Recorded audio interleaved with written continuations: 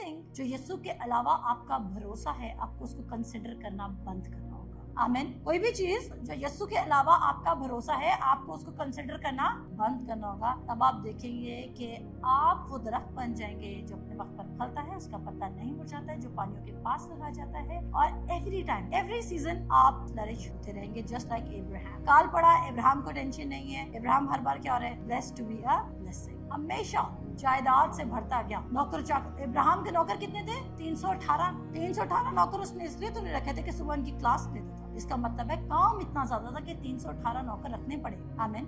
वो किसका यकीन करता? खुदा का, कि जिसने वादा किया है वो उसको पूरा करने की भी कुदरत रखता है। आज खुदा ने आपको वादा किया है कि मेरी बरकत तुम्हें अमीर करेगी। बोला खुदावंद की बरकत दौलत बख्शती है, आपकी जॉब नहीं, आपकी बिजनेस नहीं। आज बहुत सारे लोग हैं, मिलियनियर्स हैं, बिलियनियर्स हैं, बट उनकी लाइफ में वो अपने रिलेशनशिप्स खो बैठे हैं। उनकी लाइफ में सिकनेसेस हैं, उनकी लाइफ में रिग्रेट्स हैं, उनकी लाइफ में सिन है, उनकी लाइफ में कॉम्प्रोमाइजेस हैं। बट जो खुदा की दौलत है, खुदा की बरकत क्या करेगी? वो दौलत पैदा करेगी, और वो उसके साथ क्या नहीं मिलाता? दुख नहीं मिलाता। क्या आप ऐसे दौलतमंद होना चाहते हैं जो रियल पीस में ये ना दौलत रख के आपको रात को नींद नहीं आए क्योंकि आपके माइंड में आपके गुनाह चल रहे हैं? कौन दौलतमंद बनना चाहता है? लेकिन खुदा की बरकत के साथ, उसकी बरकत। आमीन।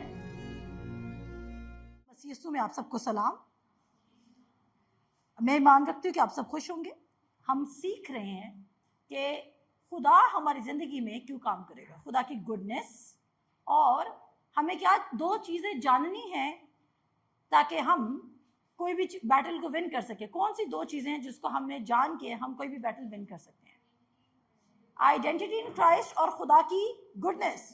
मैं आपको एक वाक्य सुनाऊंगी, और वाक्य ये है कि आपको पता है मूसा ने खुदा को रूबरू देखा है। कौन कौन ये बात जानता है कि मूसा ने खुदा को रूबरू देखा है? ठीक है। अब मूसा ने खुदा को रूबरू देखा, और एक इंसिडेंट में खरूज उसके 33 बाप में सब निकाल लीजिए, उसकी 18 से 23 आयत हम पढ़ेंगे। और आज का सरवन आपको रिहा करेगा कि आप अच्छे कामों के सबब से खुदा आपको बरकत नहीं दे रहा, ना आपकी टाइट के सबब से, ना आपके अच्छे कामों के सबब से। आपको पता है चर्च में लफ्ज नहीं बोला जाता, लेकिन मैं आपको यह हकीकत बता रही हूं कि आपकी टाइट की वजह से भी खुदा आपको बरकत नहीं दे रहा। वो आपको क्यों बरकत दे रहा है मैं भी आपको बताऊंगी। और हम आज इब्राहिम के बारे में स्टडी करेंगे, क्योंकि हम खुदा की भलाई के बारे में पढ़ रहे हैं। क्योंकि अगर आपको खुदा की भलाई का नहीं पता तो आप क्या होंगे? आप स्ट्रगल करेंगे। खरूज उसके 33 बाप की 18 से 23 आयत तक हमें ये सुनने को मिलता है कि मूसा खुदा से डायलॉग कर रहा है, और डायलॉग करते करते वो कहता है, खुदावंद मुझे अपना जलाल दिखा। मुझे अपना क्या दिखा? जलाल दिखा। मूसा जो है वो कहता है, मुझे अपना जलाल दिखा। आप में से कितने जो आज खुदा का जलाल देखना चाहते हैं? आप खुदा का जलाल देखना चाहते हैं? अब मुझे कोई बता सकता है जलाल क्या क्या होगा? आपके माइंड में जैसी वर्ड जलाल, ऑनेस्ट रहिएगा, अपने जवाबों को मरोड़िएगा नहीं। मेरे सामने एफिशिएंट जवाब नहीं देने, मेरे सामने वो जवाब देने जो आपकी दिल की तख्ती पे लिखे हुए हैं, ताकि मैं उन सवालों के जवाब ठीक से दे सकूं और आपकी डॉक्ट्राइन को फिक्स कर सकूं। क्योंकि मैं आपको बताऊं ईमान कैसे पैदा हो जाता है? जब आपके दिल के अंदर खुदा का इमेज फिक्स हो जाता है। बहुत दफा मुझे बहुत ज्यादा ईमान रखना नहीं पड़ता है, मैं कोई स्पेशल कमरे में बंद होकर ईमान रखने की दुआएं नहीं कर रही होती। इट्स जस्ट लाइक दैट कि मेरी डॉक्ट्राइन फिक्स है, मुझे पता है खुदा कौन है, मुझे पता है मैं मसीह यीशु में कौन हूँ, और उसकी वजह से क्या होता है कि मेरे लिए चीजें और रास्ते और अपॉर्चुनिटीज और फाइनेंसेस ओपन होते जाते हैं। तो अब मुझे बताएं, जैसे हमने सुना आज हमने खुदा का जलाल देखा, आपको क्या माइंड में आया? कोई एक बताते जाए साथ साथ। जी, आपके ख्याल में खुदा का जलाल क्या हो सकता है? अगर किसी ने क्या देखा? नहीं, कुदरत में क्या देखा? मौजूद देखे, या फिर किसी ने आसमान खोलता हुआ देखा, खुदा की ऑडिबल वॉइस सुन ली, कोई फरिश्ता देख लिया, कोई नूरानी चेहरा देख लिया, ऐसे ही है? आइए मेरे साथ हम पढ़ेंगे, और पढ़कर हम देखेंगे कि खुदा अपने जलाल को सिर्फ इन बातों पे लिमिटेड रखता है या खुदा हमें आज कुछ और बताना चाहता है। खरूज उसका 33 बाब उसकी 18 आयत से हम पढ़ेंगे। मैं पढ़ूंगी क्योंकि फिर वॉइस रिकॉर्ड नहीं होती अच्छी। तब वो बोल उठा कि मैं तेरी मिन्नत करता हूँ, मुझे अपना जलाल दिखा दे। मैं तेरी क्या करता हूँ? मिन्नत करता हूँ कि मुझे अपना क्या दिखा दे? जलाल दिखा दे। उसने कहा, मैं अपनी सारी नेकी तेरे सामने जाहिर करूंगा और तेरे ही सामने खुदावंद के नाम का ऐलान करूंगा, और मैं जिस पर मेहरबान होना चाहूं मेहरबान होऊंगा, और जिस पर रहम करना चाहूं रहम करूंगा, और ये भी कहा कि तू मेरा चेहरा नहीं देख सकता क्योंकि इंसान मुझे देखकर जिंदा नहीं रहेगा। फिर खुदावन ने कहा, देख मेरे करीब ही एक जगह है, सो तू उस चट्टान पर खड़ा हो और जब तक मेरा जलाल गुजरता रहेगा मैं तुझे उस चट्टान की शगाफ में रखूंगा और जब तक मैं निकल ना जाऊं तुझे अपने हाथ से ढांके रहूंगा। उसके बाद मैं अपना हाथ उठा लूंगा तो तू मेरा पीछा देखेगा लेकिन मेरा चेहरा दिखाई नहीं देगा। उसने खुदा से डिमांड की है कि मुझे अपना जलाल दिखा, लेकिन खुदा कह रहा है मैं तुझे अपनी नेकी दिखाऊंगा। उसने क्या बोला? खुदा मुझे अपना क्या दिखा? जलाल दिखा। लेकिन खुदा कह रहा है मैं तुझे क्या दिखाऊंगा? नेकी दिखाऊंगा। अगर आप इंग्लिश में पढ़ें, इंग्लिश बाइबल में ये लफ्ज है कि I will show you my goodness. My, और हमारा टॉपिक क्या चल रहा है? Goodness of God. हम क्या सीख रहे हैं? Goodness of God. जब मूसा डिमांड करे कि मुझे अपना जलाल दिखा तो खुदा उसे क्या दिखा रहा है? अपनी गुडनेस। फॉर एग्जाम्पल मैं कहती हूँ this person is so good to me, आप क्या समझेंगे? वो मेरी हेल्प करने आ जाता है, वो वन कॉल अवे है, अगर कभी मुझे किसी नीड की जरूरत होगी तो वो हमेशा मेरे साथ खड़ा है। ऐसे ही आपने खुदा की पिक्चर को इतना मिनिमाइज कर दिया। आपको पता है कैथरीन कुलमैन का? किस किस को पता है? मैं कैथरीन कुलमैन के बारे में स्टडी करती ऐसी, मुझे काफ़ी शौक है बायोग्राफीज पढ़ने का कि कौन कितनी दफ़ा फेल हुआ और कितनी दफ़ा उठा और ज़िंदगी में खुदा का जलाल कैसे जाहिर हुआ। कैथरीन कुलमैन ने एक ऐसे शख्स से शादी कर ली थी जो शख्स खुदा की तरफ से राइट नहीं था और उसको बहुत लोगों ने मना किया, लेकिन उसने शादी कर ली। और उसी मोमेंट शादी होने के बाद ही जब वो अपने कमरे में गई तो उसको पता चला, उस वक्त उसका दिल बुझने लग गया और उसने बोला ये मैंने क्या किया, और वो लॉस्ट हो गई और वो इतनी दुखी होगी और इतनी अफसरदा होगी और इतनी परेशान होगी। आई डोंट नो, आप मे बी आज आप कहीं किसी जगह पर स्टक हैं, आप दुखी हैं, आप अफसरदा हैं, शायद गलत डिसीजंस की वजह से, और आप खुदा की गुडनेस अपनी ज़िंदगी में देख नहीं पा रहे हैं।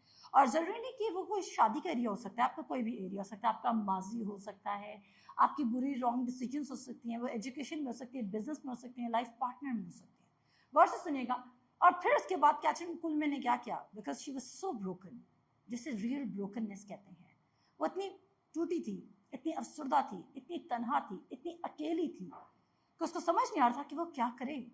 और फिर उसने खुदा को बोला और उसकी मीटिंग्स में लोग आना कम हो गए और क्या कहते हैं, उसने देखा कि खुदा का जलाल, खुदा की ग्लोरी उसके पास से जा रही है।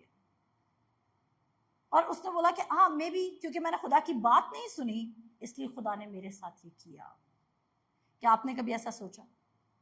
हम यूजुअली ये सोचते हैं जब हमारा नुकसान होता है तो हम कहते हैं कि हम खुदा की बात नहीं सुन रहे इसलिए खुदा ने हमारे साथ ये कर दिया।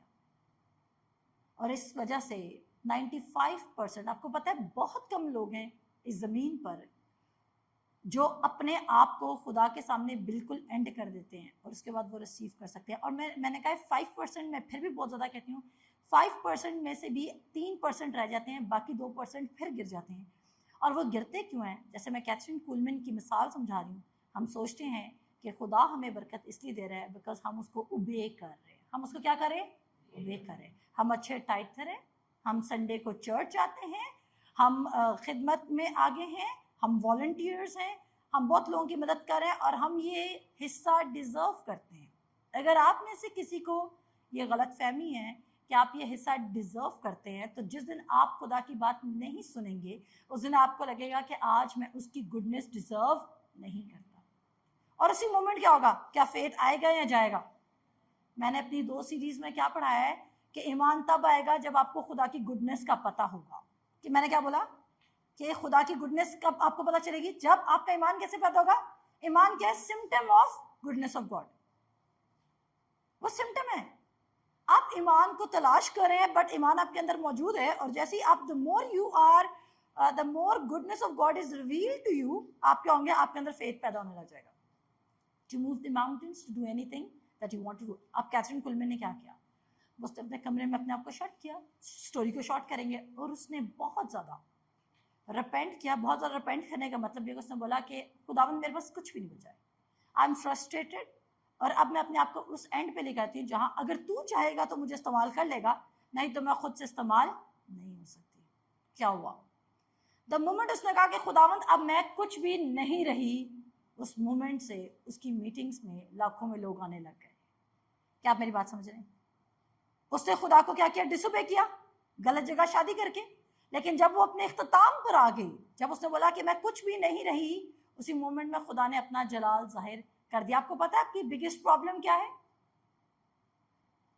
कौन मुझे बताएगा आपकी बिगेस्ट प्रॉब्लम क्या है? बेतकादी भी नहीं है, आपकी बिगेस्ट प्रॉब्लम आप खुद हैं। जिस दिन आप अपने आप को अपने रास्ते से हटा लेंगे, उस दिन खुदा आपके रास्ते में काम कर सकता है। क्या आप मेरी बात समझ रहे हैं? आपकी बिगेस्ट प्रॉब्लम क्या है? आप खुद हैं। अगर किसी के अंदर इब्लीस आ जाए तो मैं कहती हूँ वो भगाना आसान है। क्यों?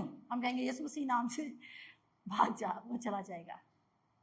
लेकिन अगर आप इब्लीस से डरते तो शर्म करें, ये अच्छी बात नहीं है, ये अच्छी डेमोन्स्ट्रेशन नहीं है। लेकिन जिस चीज़ को क्या आप बोल सकें यीशु के नाम से मैं अपने बदन को हुक्म देता हूँ कि ये दूर दफा हो जाए, होगा बदन? बदन नहीं सुनेगा, क्योंकि अगर बदन चला गया तो आपकी तरह जिंदा रह सकते हैं। तो सबसे जो मुश्किल चीज़ है जिसको ओवरकम करना है वो आपका अपना बदन है, आपके अपना ओल्ड माइंडसेट है, आपकी अपनी डॉक्ट्राइन है, आपका अपना फाउंडेशन है जिस पर आपने अपने आप को रखा हुआ है। और इसीलिए आपको आज का सरमन आपको बताएगा कि आपको एंड पर आना है।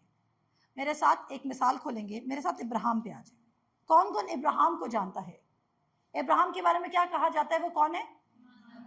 एक और लफ्ज कहा गया था उसके बारे में, खुदा का दोस्त और ईमानदारों का बाप। और एक और बात है कि वो रास्तबाज है क्योंकि वो खुदावंद यीशु मसीह पर ईमान लाया। कौन कौन जानता है? क्या आप मुझे बता सकते हैं इब्राहिम ने कितनी बार गलती की? एक बार। कितनी बार इब्राहिम ने गलती की खुदा को सुनने के बाद भी? इनफैक्ट गुनाह किया। चलें, कब कब? हाजरा से शादी कर ली थी, ओके। ये तो आगे जाके ना शुरू से करते ना, इसकी शुरू से। पहले जब खुदा ने उसको बोला कि अपने नातेदारों को छोड़ दे, अपने घर वालों को छोड़ दे, तो उसने क्या किया? लूत को साथ ले गया। यहाँ पे खुदा की उसने नाफरमानी की, नंबर 1। नंबर 2, खुदा ने उसको बोला जा उस इलाके में जा जहाँ पर काल है, मैं तुझे ब्लेस करूंगा। उसने वहां पर अपनी बीवी को क्या बना दिया? बहन बना दिया। जब उसने बोला ये मेरी बहन है, वो बादशाह उठा के इसकी बीवी को ले जाता है और उसके हिस्से की कीमत भी इब्राहिम भाई रख लेते हैं। ऊंट और गधे और नौकर चाकर वो ले लेता है। ऐसा नहीं है कि बाद में दिए जाते हैं, बाद में तो एडवांस और दिए जाते हैं जब उस बादशाह के ऊपर खौफ तारी हो जाता है। इब्राहिम, कैन यू इमेजिन, ये बुरा गुनाह नहीं है? वो बीवी दोबारा रहेगी अपने शौहर के पास? इब्राहिम ने गलती की कि नहीं की? लेकिन हम देख रहे हैं कि जब भी इब्राहिम फेल हो रहा है, उसी नेक्स्ट मोमेंट वो खुदा के पास जाता है और फिर खुदा अपना जलाल जाहिर करता है और वो डबल ब्लेस होकर निकल आता है अपनी गलती के बाद। ऐसा है कि नहीं है? ये क्यों है? अगर मैं आपसे ये जवाब देने से पहले अगर मैं आपसे ये सवाल करूं कि आपको क्या लगता है कि खुदा इब्राहिम को हर बार ब्लेस क्यों करता था, तो क्या जवाब है आपके पास? क्योंकि ओके, और अगर उसका ईमान इतना तो अपनी बीवी को कभी ना देता, तो उसका ईमान नहीं था। और रोमियो का खत कहता है कि वो नाउमीदी की हालत में उम्मीद के साथ, और फिर उम्मीद के साथ ईमान में, और फिर ईमान के साथ कामिल एतकाद में गया। यानी कि 4 फेजेस लगे उसकी जिंदगी के जब वो कामिल एतकाद तक पहुंचा। तो क्या रीजन था? कोई आप बता सकते हैं? अगर आप कलाम को इतनी डेप्थ में नहीं पढ़े तो आप अवेयर नहीं है खुदा की गुडनेस से। खुदा का फजल तो था, ठीक है, ओके। ये बड़ा जनरल सा आंसर, आपको पता है मैंने भी यही दिया था जब मुझसे पूछा गया था। मैंने कहा खुदा का फजल, लेकिन वो मेरा जवाब गलत था। जब भी इब्राहिम गलती करता था तो वो ये मान लिया करता था कि वो खुदा के बगैर कुछ नहीं है। अगर आप ये मान लेंगे कि आप खुदा के बगैर कुछ नहीं है, तो खुदा आपकी ज़िंदगी में ज़्यादा तेज़ी से काम कर सकता है। आपको पता है अगर आपके अंदर से यीशु निकाल दिया जाए तो आपके अंदर कुछ अच्छा नहीं है। मैंने क्या बोला? अगर आपके अंदर से यीशु निकाल दिया जाए तो आपके अंदर से कुछ भी अच्छा नहीं है। पौलुस ने डिग्रीज हासिल की हुई थी, ना सिर्फ शरीयत की डिग्रीज, ना सिर्फ लॉ के स्क्रिप्चर्स की डिग्रीज, बल्कि उस वक्त वैसे भी पढ़ा लिखा शख्स था अपने वक्त का। इंटेलेक्चुअल फैमिली से बिलोंग करता था। कहता है बनियामीन के कबीला से हूँ और सब बातें जानता हूँ। लेकिन वो कहता है जितनी चीज़ें मेरे फ़ायदे के लिए उनको मैंने क्या समझ लिया? कूड़ा समझ लिया, because without Jesus you are nothing. लेकिन दो तरह के मसीह लोग हैं, एक है जो कहते हैं विदाउट जीसस वी आर कूड़ा, और वो कूड़ा ही लिव कर रहे हैं, ये भी गलत है। वो कभी आते ही नहीं इस वर्स पे, वो कहते हैं विदाउट जीसस हम कूड़ा हैं, लेकिन वो कभी इस वाली वर्स पे नहीं आते जहां पे लिखा है कि मसीह के साथ तुम सब कुछ कर सकते हो, वो इस वर्स पे नहीं आती। और ये क्या हो रहा है, ये इम्बैलेंस टीचिंग है। ये क्या है, अगर आपने इस पर रख दिया कि मैं मसीह में, अगर मसीह मेरे अंदर नहीं है तो मैं कूड़ा हूं, तो आप हमेशा नीचे रहेंगे, क्योंकि ऑफन टाइम्स आपको ये महसूस होगा कि मैं मसीह वाले काम नहीं कर रहा, तो आपको ऑफन टाइम्स क्या लगेगा कि मैं क्या हूं, कूड़ा हूं, आप फिर भी नहीं बढ़ेंगे। लेकिन अगर आप ये कहते हैं कि मैं मसीह में सब कुछ कर सकता हूं, और आप प्राइड में चलने लग जाते हैं, और आप कहते हैं ओ क्योंकि मेरे अंदर एक बार मसीह आ चुका है, अब मैं जो काम कर रहा हूं वो बाइसे बरकत हो, मैं गलत काम भी कर रहा हूं मैं बाइसे बरकत हूं, ये भी क्या हो गया, एक्सट्रीम हो गया। दोनों का बैलेंस किस रहा है, हाँ मैं यीशु के बगैर कुछ भी नहीं हूं, पर यीशु के साथ मैं सब कुछ हूं। अगर मेरे अंदर से जब दो मोमेंट आपका फ्लैश आपको कहे कि ओ यू डिड इट, उसी मोमेंट आप क्या कहेंगे कि नहीं I didn't did it, it was God. लेकिन ये एक दिन में नहीं आता है, और ये सिर्फ पुलपिट पे खड़े हुए शख्स के लिए मैसेज नहीं है, ये हर शख्स के लिए मैसेज है। क्योंकि हमें ऐसा लगता है कि ये पादरी को ही हम्बल होने की जरूरत है, क्योंकि उसी ने प्रीच करना है, उसी का दिल बड़ा होना चाहिए, उसी का मूड अच्छा रहना चाहिए हर टाइम, ऐसा ही है, उसी को गुस्सा नहीं आना चाहिए, बाकी हम जो मर्जी करें, ऐसा नहीं है। This message is for everybody. अगर आप इब्राहिम के साथ अपने आप को लिंक करते हैं, एक और जगह पर इब्राहिम ने चले एक बार गलती कर ली, इब्राहिम फिर एक इलाके में जाता है और फिर अपनी बीवी को बहन कह के दे देता है दोबारा,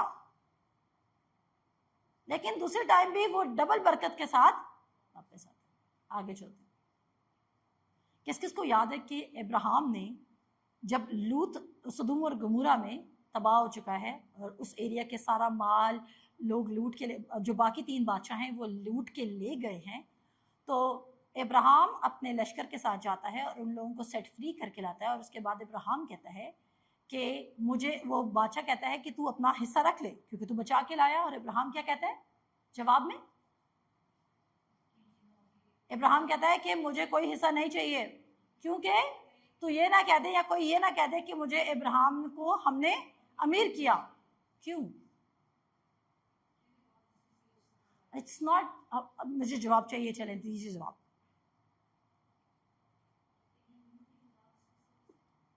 क्योंकि ही न्यू गॉड उसकी सोर्स है। एक और बात है,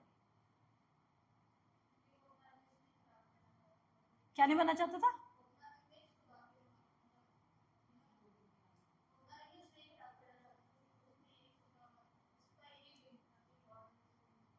उसका इमेज, वो नहीं चाहता था कि लोगों के सामने उसका इमेज खराब हो। ओके, वही ना, लोगों के सामने ना खराब हो ना, क्योंकि उसके माइंड की इमेज। ओके, लेकिन क्या ना खराब हो, उसने वो ऑफर इसलिए एक्सेप्ट नहीं की थी सरफेस, क्योंकि जब आप कलाम सरफेस लेवल पे पढ़ेंगे तो आपको लगेगा कि कलाम यही कह रहा है कि अच्छा उसने इसलिए लिया क्योंकि उसके पास ऑलरेडी इतना ज्यादा था, उसने कहा चलो बाकी ब्लेस हो जाए।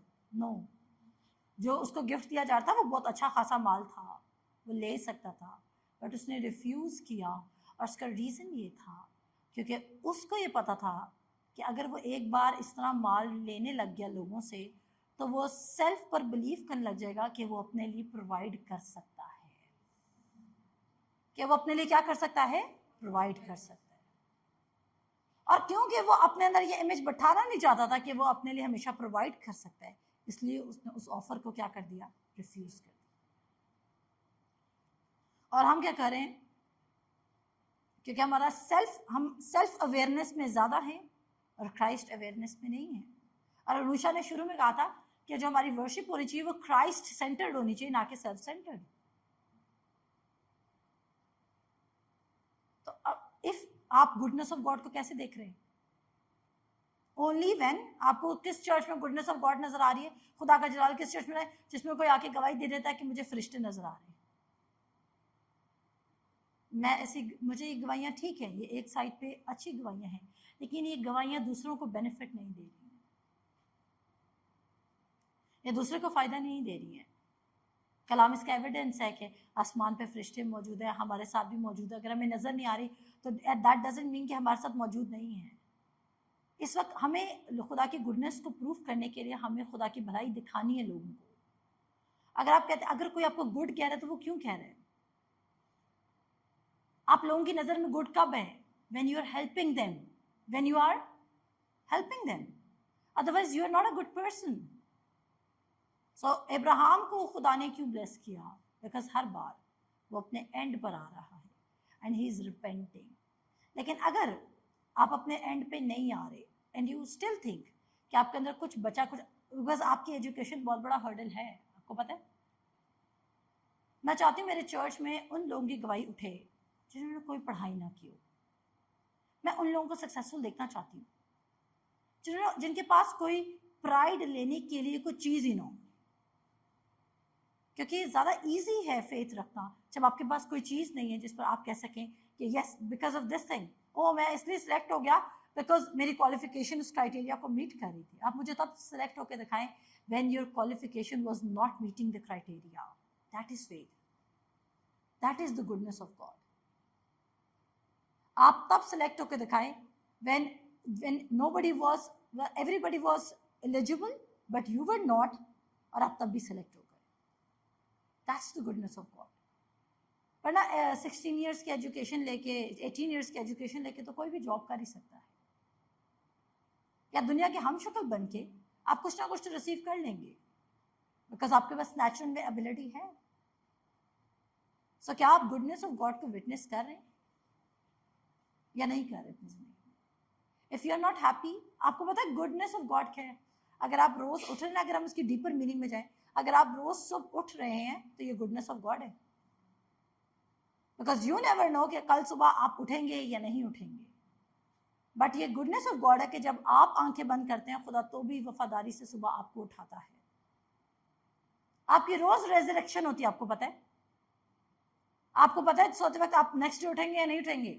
यू नेवर नो, बट आप रोजाना उठ रहे हैं, आप रोजाना रेजरेक्ट हो रहे हैं। You always have a new day कि आप डिसाइड कर सकते हैं कि आप खुदा की गुडनेस पर बिलीव करेंगे या आप अपने सेल्फ इमेज पे, या what you have did wrong, आपने क्या बुरा किया अपनी जिंदगी में उस पे। और बहुत सारे लोग पछताते ही रहते हैं, that's why they are not moving forward. वो कहते हैं हमने गलती कर दी थी, ओके कर दी, अब आगे चलते हैं।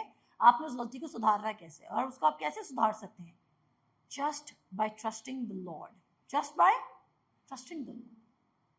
Until and unless आप खुदा की गुडनेस को विटनेस नहीं कर रहे हैं, आपके अंदर फेथ पैदा नहीं होगा। क्या आप मेरी बात समझ रहे हैं? दो सवाल हैं जो आपको अपनी जिंदगी में हल करने हैं कि मैं खुदावंद यीशु मसीह में कौन हूं। जब तक आपको ये नहीं पता चल रहा आप खुदावंद यीशु मसीह में कौन है, आपको पता है जब आप मसीह को जानना शुरू करेंगे तो सबसे पहले आपके साथ क्या होगा?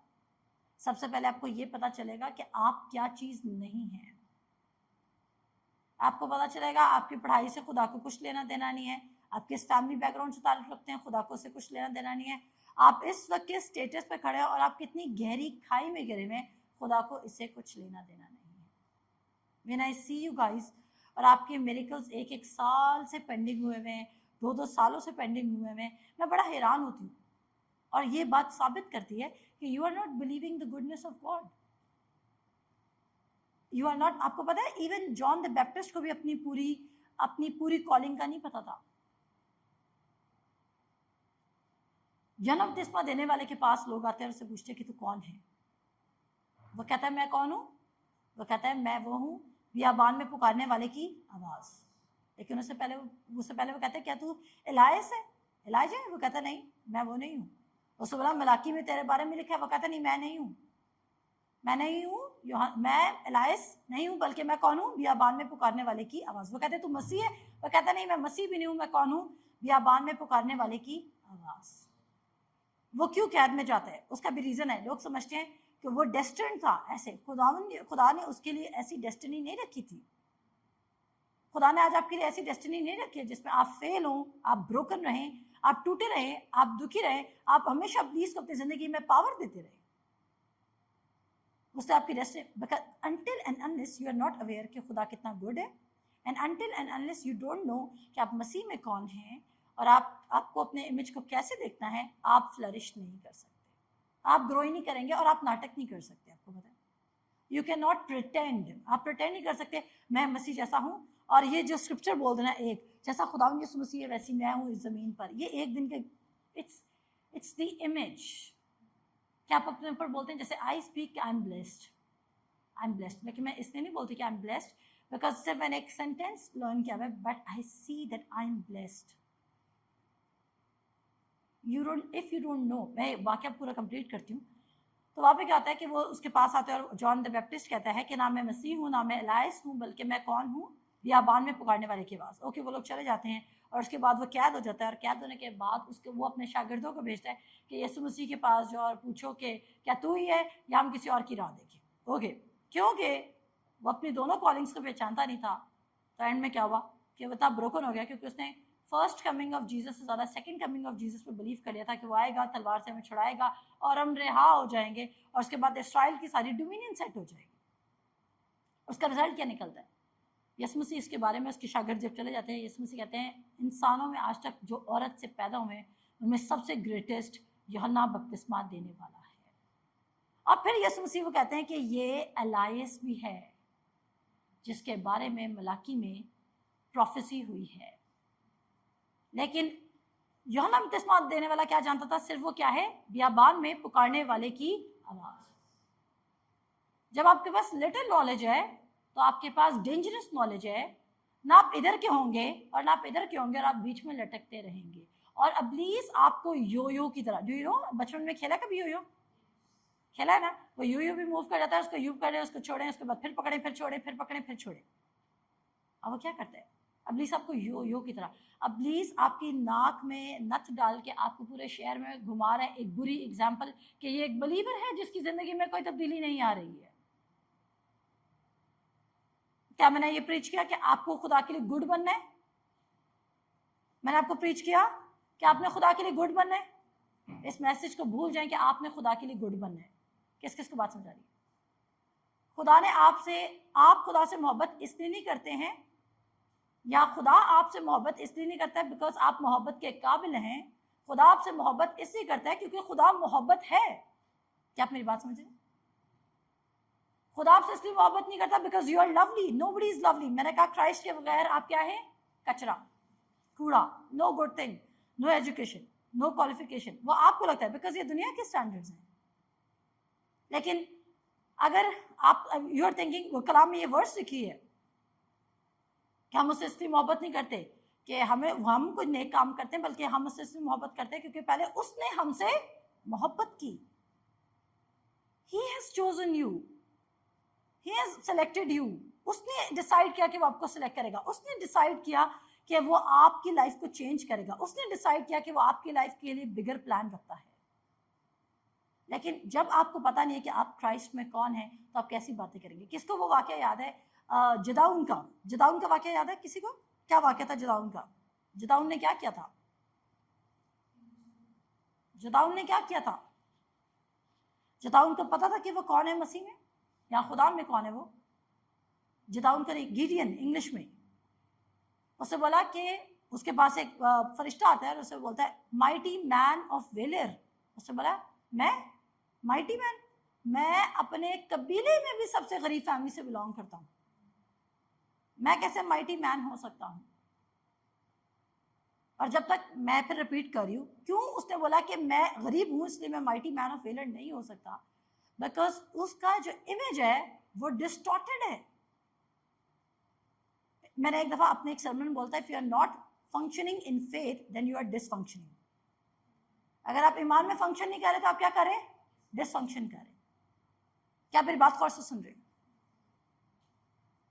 सो जो गुडनेस ऑफ गॉड है, अंटिल आपको पता नहीं कि खुदा कितना मेहरबान है आप पर, अंटिल आपको पता नहीं है कि खुदा ने आपको मसीह यीशु में बना क्या दिया है, आपका ईमान कभी पैदा नहीं होगा और आप खुदा को परसू कभी नहीं कर सकते हैं।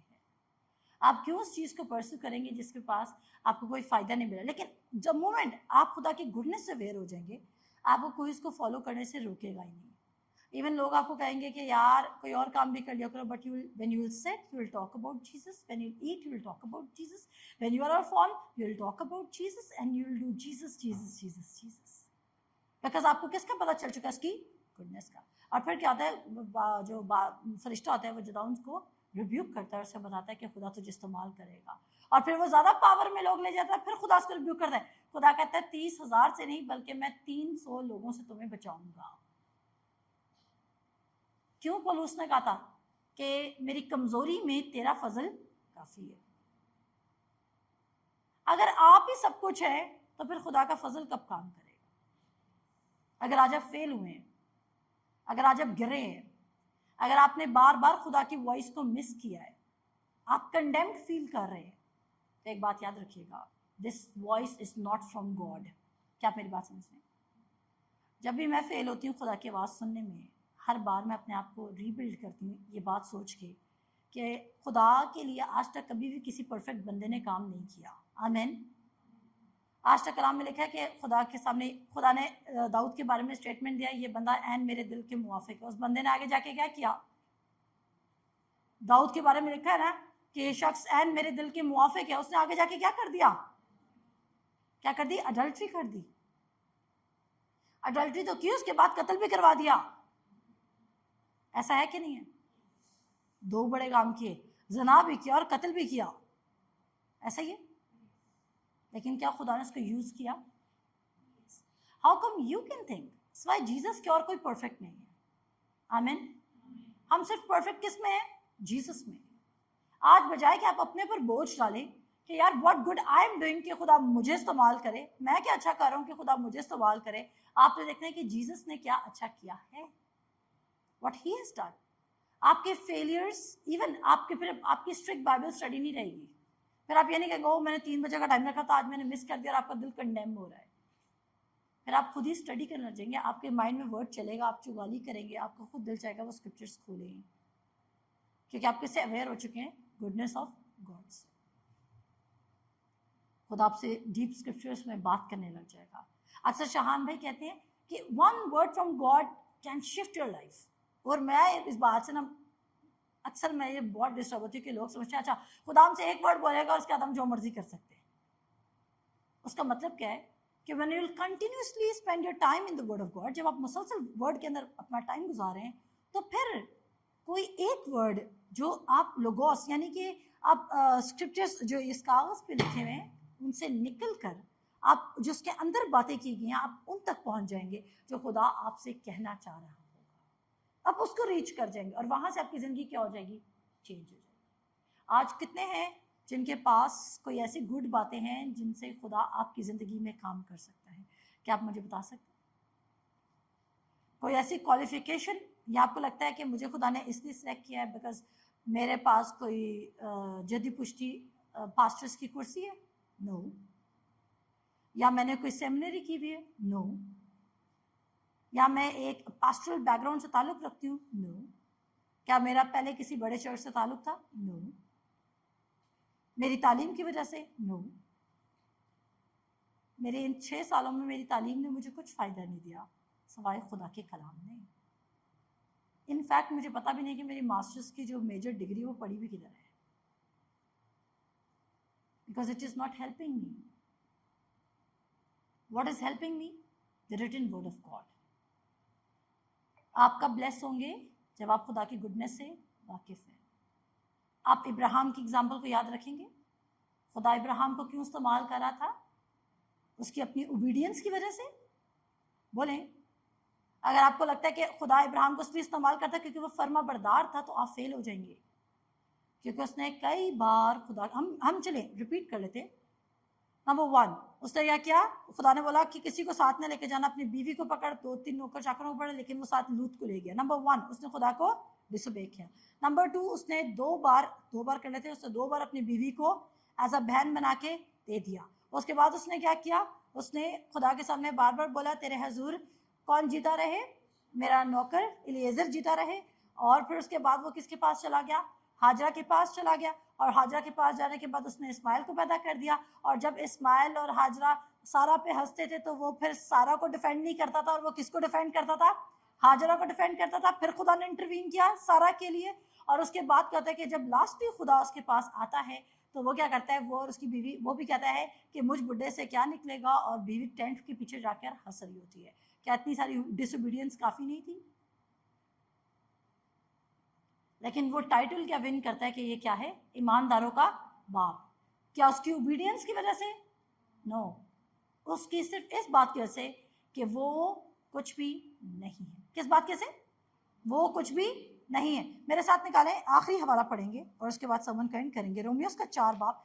आपके पास कोई गुडनेस नहीं होनी चाहिए कि आप खुदा को बोले खुदावन तूने मुझे इस्तेमाल करना है बिकॉज मैं तो टाइटर हूँ, मैं तो बहुत अच्छी वर्शिप करता हूँ, ओ खुदा ने मुझे गिफ्ट दिया है, बचपन से मेरी आवाज़ बहुत अच्छी है। एक तो मुझे इस बात से बड़ा गुस्सा आता है जो लोग, उनको बड़ा फख्र है कि उनके पास आवाज़ अच्छी है और खुदा उनको इस्तेमाल करता है और बिल्कुल इस्तेमाल नहीं हो रहा खुदा के हाथों से, क्योंकि वो एक जगह पर वर्शिप कर रहे हैं और दूसरी जगह पर वो अच्छे गाने गा रहे हैं। ये झूठ है, ये प्रिटेंशियस लाइफ है। और मैं चाहती हूँ कि इस चर्च में कोई नाटक वाला शख्स ना रहे, ट्रू बिलीवर्स हो जिनकी जिंदगी में गुडनेस ऑफ गॉड फ्लो कर रही है और आप तब्दील हो रहे हो, आपका फेथ बिल्ड हो रहा हो। और ना सिर्फ मैं बल्कि आप अपने घरों में वही कॉलिंग, आपके घर में कोई बीमार हो you start speaking the word, आपके घर में पैसे की कमी हो खुद आपसे बिजनेस स्पीक करे, खुद आपसे आइडिया स्पीक करे, बिकॉज हम लास्ट डेज में आपको पता है, और लास्ट डेज में खुदा इमीडिएटली अपनी वेल्थ को डिस्ट्रीब्यूट करे। खुदा क्या करे? अपनी दौलत को क्या करे? जल्दी जल्दी डिस्ट्रीब्यूट करे। क्यों? ताकि जल्दी जल्दी खुदा की गुडनेस और फेथ को प्रीच किया जा सके। एवेंजलिज्म। रोमियोस का 4 बाब। कौन कौन आया था कि आज उसको खुदा की तरफ से करेक्शन मिलेगी? खुदा आपकी करेक्शन क्या कर रहा है कि तूने अपने पर भरोसा नहीं रखना, तूने अपने पर तवक्कल नहीं करना, तूने अपनी कामों को नहीं देखना, तुझे मैं बरकत इसलिए नहीं दे रहा क्योंकि तू मेरा फर्मा बरदार है। आमीन। एक जगह भी खुदा ने अब्राहम कहा तू क्योंकि मेरा बहुत फर्मा बरदार है इसलिए मैं तुझे बरकत दूंगा। उसने क्या बोला? अब्राहम खुदा पर ईमान लाया और ये उसके लिए क्या गिना गया? रास्तबाजी गिना गया। आप खुदा पर ईमान लाए और आपके लिए क्या गिना गया? रास्तबाजी गिना गया। सो कोई मेडल नहीं जीतना आपने खुदा के सामने। आप जितने खाली हैं आप खुदा के लिए उतने बेहतरीन हैं। आमीन। खुदा खाली बर्तनों को इस्तेमाल करना अच्छे से जानता है, भरी हुई चीज़ को कोई भी इस्तेमाल नहीं कर सकता। अगर आपने किचन में कुछ भी इमीडिएटली कुछ पोर आउट करना है, आप कौन सा बर्तन ढूंढेंगे? खाली बर्तन। लेकिन अगर कोई पहले से भरा हुआ है तो आप उसे ढूंढेंगे, उसको आप इस्तेमाल। इसी तरह जब खुदा ने किसी शख्स को इस्तेमाल को पहले से भरा हुआ है, खुदा मुझे इस्तेमाल नहीं कर सकता, मैं इस काबिल नहीं हूँ। और कुछ लोग हम्बल होने के लिए इस तरह करते हैं, और मैं बड़ा गुनाहगार हूँ। नजात लेने के बाद भी वो अपने लिए अल्फाज बोल रहे थे, ये बुरी बात है, ये खुदा के कलाम का डिनायल है, ये मसीह का सलीब पर बरमला तमाशा बनाने के लायक है कि आपको नजात मिल चुकी है और आप क्या कह रहे हैं कि मैं नजात के काबिल नहीं हूँ, मैं तो गुनाहगार हूँ, मामूली सा शख्स हूँ। और आप सारी जिंदगी मामूली रहेंगे क्योंकि आप अपने पर मामूली बोल रहे हैं। आमीन। चले जी, निकाले जी रोमियोस का 4 बाब। और यहाँ पर इब्राहिम के बारे में कहा जाता है, वो 18 से पढ़ी, कहते हैं वो नाउमीदी की हालत में उम्मीद के साथ ईमान लाया ताकि इस कौल के मुताबिक कि तेरी नस्ल ऐसी ही होगी वे बहुत सी कौमों का बाप हो। और वो जो तकरीबन 100, सुनिएगा क्यों खुदा ने इसको ब्लेस किया, और वो जो तकरीबन 100 बरस का था बावजूद अपने मुर्दा से बदन और सारा की रहम की मुर्दगी पर लिहाज करने के ईमान में ज़ईफ ना हुआ। अगर आप इंग्लिश में पढ़ें तो इसकी बेटर ट्रांसलेशन है, वो कहता है ही डिड नॉट फोकस, उसने फोकस नहीं किया कि उसका बॉडी क्या कह रहा है, उसने फोकस नहीं किया कि सारा की बॉडी क्या कह रही है, बल्कि उसने फोकस किया प्रॉमिस ऑफ गॉड। किस पे? प्रॉमिस ऑफ गॉड पे। आपकी वीकनेस है, who is the weakest one? आप वीक हैं? देखें आपने हाथ नहीं खड़ा किया, आपको नहीं लगता आप लोग वीक हैं? तालियां बजाएं अपने लिए, शाबाश। मैसेज का कुछ असर नहीं। और भाई हमें वीक बनना है खुदा के सामने, हमने स्ट्रांग बनना है इब्लीस के सामने और वीक बनना है खुदा के सामने। अगर वीक का वर्ड समझ नहीं आ रहा इंग्लिश में निकालते हैं ये वर्ड्स, जल्दी से निकाले। रोमन्स 4 और उसका 8। Who against hope believed in hope that he might become the father of many nations, according to that which was spoken, so shall thy seed be. And being not weak in faith, he considered not. He considered not. आपको चीजों को consider नहीं करना, आपको चीजों को consider नहीं करना। एनीथिंग जो यीशु के अलावा आपका भरोसा है, आपको उसको कंसिडर करना बंद करना होगा। आमीन। कोई भी चीज जो यीशु के अलावा आपका भरोसा है, आपको उसको कंसिडर करना बंद करना होगा। तब आप देखेंगे कि आप वो दरख्त बन जाएंगे जो अपने वक्त पर फलता है, उसका पत्ता नहीं मुरझाता है, जो पानियों के पास लगाया जाता है, और एवरी टाइम एवरी सीजन आप फ्लरिश होते रहेंगे, जस्ट लाइक अब्राहम। काल पड़ा, अब्राहम को टेंशन नहीं है, अब्राहम हर बार क्या हो रहा है? Blessed to be a blessing, हमेशा जायदाद से भरता गया। नौकर चाकर, इब्राहिम के नौकर कितने थे? 318। 318 नौकर उसने इसलिए तो नहीं रखे थे कि सुबह उनकी क्लास लेता था। इसका मतलब है काम इतना ज्यादा था कि 318 नौकर रखने पड़े। आमीन आमीन। तो उसने क्या नहीं कंसिडर किया? And he considered not his own body now dead when he was about 100 years old, neither yet the deadness of Sarah's womb. He staggered not at the promises of God through unbelief, but was strong in faith, giving glory to God, and was fully persuaded that what he had promised, he was able also to perform. वो किस पे promise पे, वो किसका यकीन करता?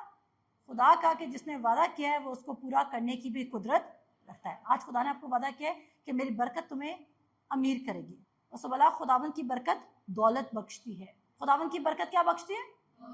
आपकी job नहीं, आपकी बिजनेस नहीं।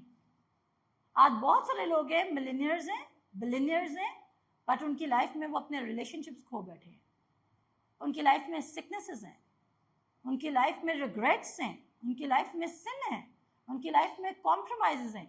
पर जो खुदा की दौलत है, खुदा की बरकत क्या करेगी? वो दौलत पैदा करेगी और वो उसके साथ क्या नहीं मिलाता?